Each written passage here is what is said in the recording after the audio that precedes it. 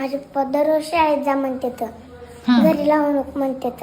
आणि तू अभ्यास करू नका. जाते येते मी. दररोज येते ना शाळेत? शाळेची भीती वाटत नाही का तुला? कशामुळं? हा? आणि अभ्यास करते का नाही? हा?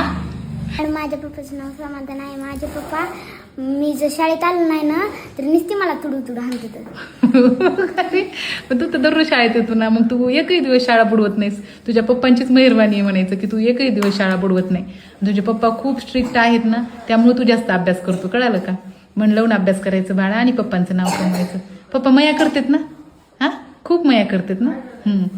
आणि जी म्हणेन ती आणतात. हा बघ बरं, सगळं आणतात, फक्त अभ्यासाचा लाड करत ना. मॅडम माझ्या पप्पाचं नाव वैजनाथ.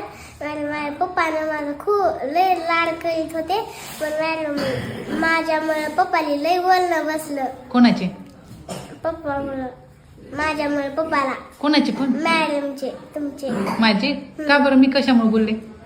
मॅडम मी पप्पा माझा लाड करीत होते म्हणून शाळेत येत नव्हते म्हणून मॅडम.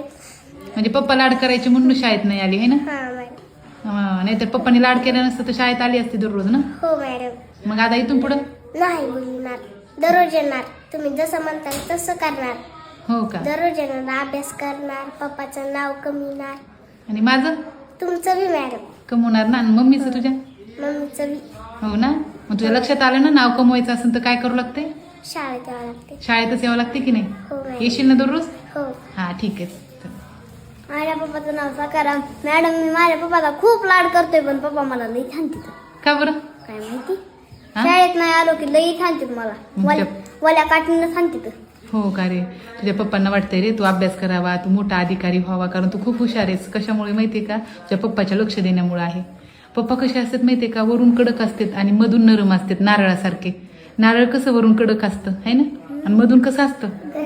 मऊ असते, नरम असते. तसे वडील असतात. त्याच्यामुळे तुझ्या वडिलांबद्दल आहे ना, तुझ्या मनामध्ये प्रेमच असलं पाहिजे बाळा. हो की नाही? हा, प्रेमळच असतात पप्पा. माझी आई पण पप्पाला सांग